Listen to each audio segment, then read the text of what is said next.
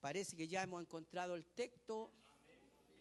Efesios capítulo 1, verso 13, capítulo 2, verso 12 y también el 3, 6. Bien, vamos a dar lectura en el nombre del Señor Jesucristo. Verso 13, y en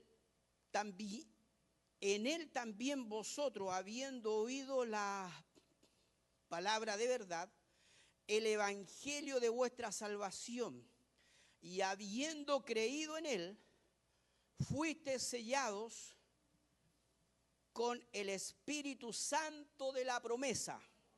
Puede decir promesa, dígalo, promesa, promesa. Bien, vamos al otro verso, capítulo 2, verso 12, capítulo 2, verso 12.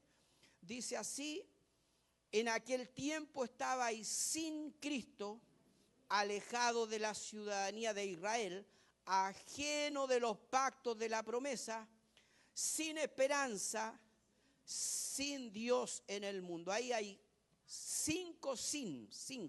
Sin Cristo, alejados, ajenos, sin esperanza y sin Dios. Ahí habían 5 situaciones, hermanos, complejas para nosotros. Bien, vamos al 3:6, el último texto. Dice así el capítulo 3, verso 6.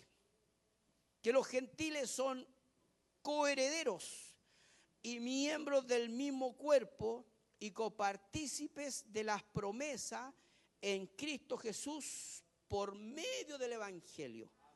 Amén. Puede sentarse, hermano y hermana en el Señor. Son justo las 12 horas, mediodía en Chile. Amén. Para escuchar la gloriosa palabra del Señor. La carta del apóstol Pablo a los Efesios, hermanos, considerada la madre de las epístolas. Esta carta, hermanos, es tremenda, y aunque leamos una y otra vez, hermanos queridos, estos 6 capítulos, la verdad que nunca vamos a dejar de aprender, porque Dios se nos revela en esta tremenda carta. Dios se nos revela, hermano, y lo particular de esta carta, que el apóstol no toca problemas, no dedica sus hojas, sus páginas, sus capítulos, hermano, a hacer ciertas correcciones que están a la vista en las otras cartas. Cuando leemos la carta de Gálatas, hermano, el apóstol le ocupa mucho espacio, mucho tiempo, hermano, en corregir, en atacar problemas, en atacar situaciones. La carta, quiere decir, hermano, la carta de los Corintios, que son 2 cartas extensas con hartos capítulos. No es que una iglesia sea más favorita que la otra, sino que depende de la realidad de aquella época. El apóstol se tenía que dar el tiempo, hermano, de atacar esos problemas, de ayudar en esas situaciones. No olvidemos que la primera carta de Corintios, Pablo habla de 10 grandes problemas en esa iglesia. Y lo particular en la carta a los Efesios, que es, hermano, ya una fluidez acerca de la revelación, acerca, hermano, de la realidad en el Señor Jesucristo. Así que, hermano, Dios me permite abrir esta carta y así hablar acerca de las promesas que el Señor ha establecido en su palabra. Promesas las cuales nosotros podemos alcanzar, hermanos queridos, a través de la predicación del Evangelio. Esa es la ruta, hermano, hermano amado, donde a nosotros se nos va enseñando, y gracias a esas promesas, hermano amado, nosotros podemos tener fe, y gracias a la fe podemos tener una comunión con nuestro Dios. Muchos interpretan, hermano, Efesios capítulo 1, versículo 13, no sé si podemos tenerlo en la pantalla, si que se pudiera. Efesios capítulo 1, versículo 13, cuando, hermano, el común de los predicadores o el común de los hermanos, generalmente este versículo, hermano, lo entendemos que solo basta creer y ya tengo el Espíritu Santo. Quien les habla, hermano, he tenido la oportunidad de escuchar hermanos, diferentes predicadores que le dan distintas interpretaciones a este versículo. En los módulos, hermanos, estando en los recintos penitenciarios, hermanos, generalmente la iglesia de las tradiciones llegan a la conclusión de que basta creer y ya tengo el Espíritu Santo. Y apuntan, hermano, a este texto de decir, desde el momento que creíste, ustedes ya recibieron el Espíritu Santo. Pero vemos a la luz de la palabra del Señor que hay señales que se demuestran que el Espíritu Santo está en una persona o está dentro de la iglesia. Señales, hermano amado, que los discípulos se daban cuenta en Hechos capítulo 1, capítulo 2, vamos viendo, hermano, cuando había derramamiento del Espíritu Santo, aleluya, vemos que ellos hablaban de las maravillas de Dios.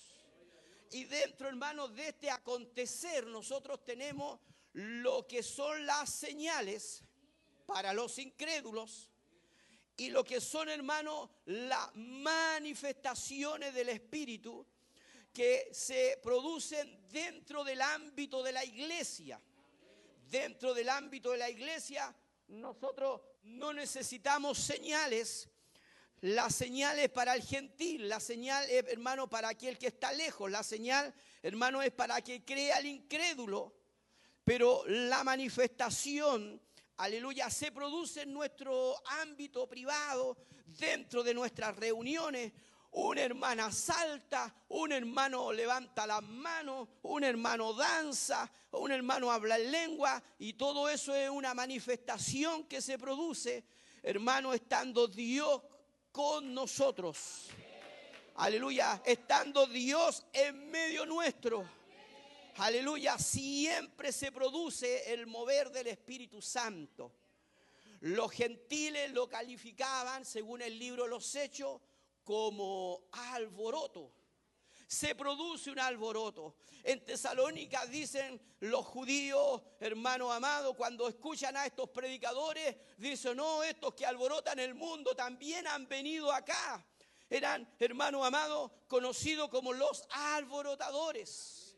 Es que alguien que tiene la presencia de Dios no puede estar impávido, no puede estar inerte. No es, aleluya, una persona como una foto, no, sino que el Espíritu es movimiento constante. El Espíritu es manifestación en medio nuestro. Y este verso 13, no sé si me pueden ayudar a leerlo, dice, y en él también vosotros, habiendo oído, ¿qué cosa? La palabra de verdad. Y eso es importante, hermano. No escuchar cualquier palabra, no escuchar cualquier mensaje, sino que la iglesia de los Efesios, hermanos queridos, escuchó la palabra de verdad, el evangelio de vuestra salvación.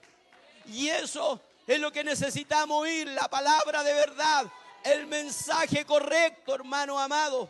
Aleluya, el mensaje que provoca un cambio y una transformación en nosotros. El registro bíblico lo tenemos en el capítulo 19, Hechos capítulo 19.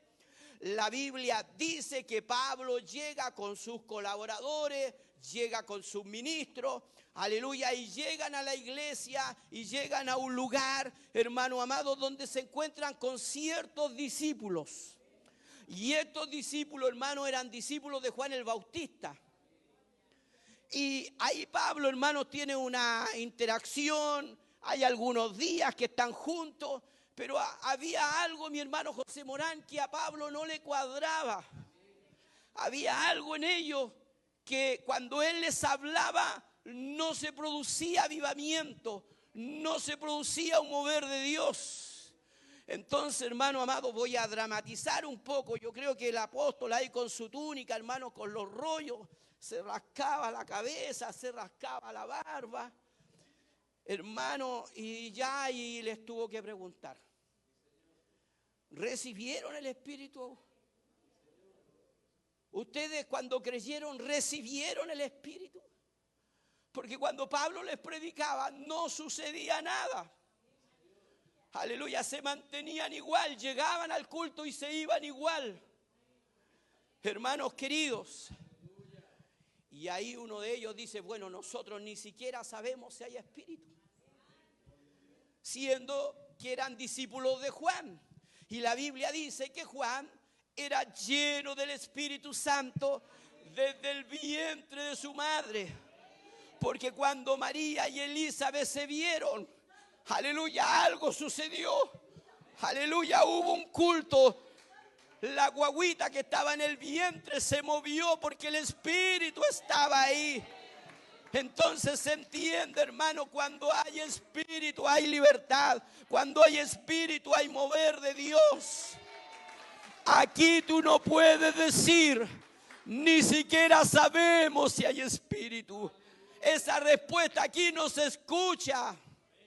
Usted no me puede decir, ni siquiera sabemos si hay Espíritu. Los discípulos, hermanos de Juan, sacaron pecho porque Pablo les pregunta, ¿en qué bautismo fuiste bautizados? Y ellos sacaron pecho como que iban a imprisionar al apóstol y ellos dijeron, bueno, nosotros, estos 12 que somos, porque eran 12 personas, Hechos capítulo 19, sacan pecho y le dicen, nosotros hemos sido bautizados en el bautismo de Juan.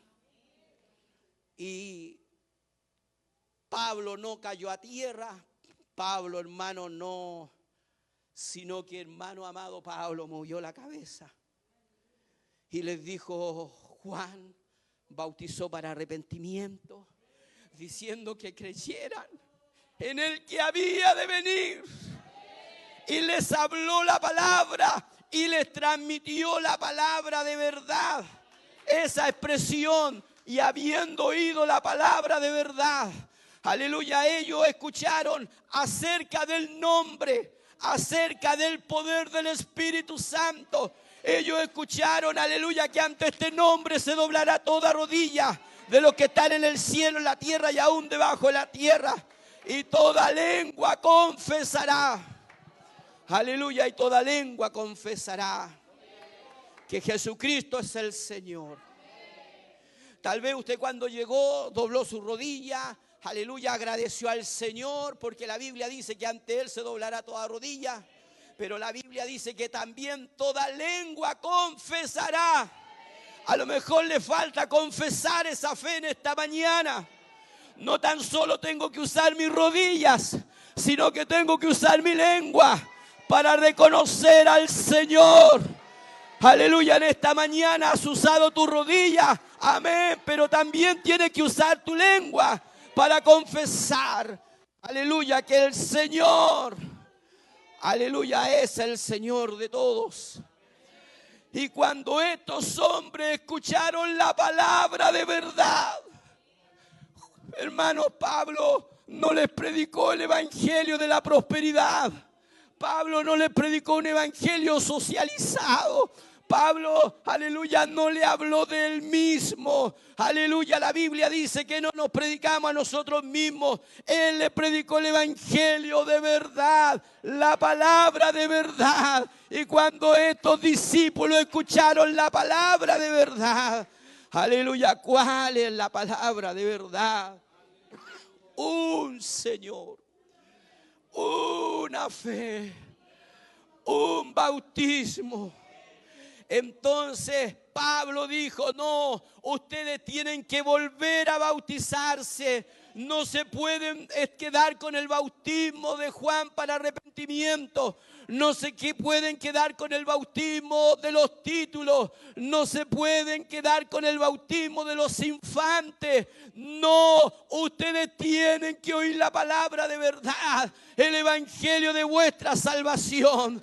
Aleluya, vamos preparando el agua, vamos preparando las túnicas, vamos preparando la enseñanza para que aquel que necesita el perdón de sus pecados, aleluya, ya sea bautizado.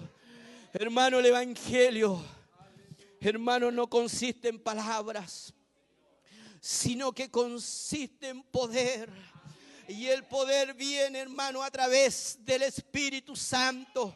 Que, hermano, la experiencia más maravillosa, aleluya, que es, hermano, la promesa que el Señor ha establecido para todos aquellos que aceptan el nombre del Señor Jesucristo.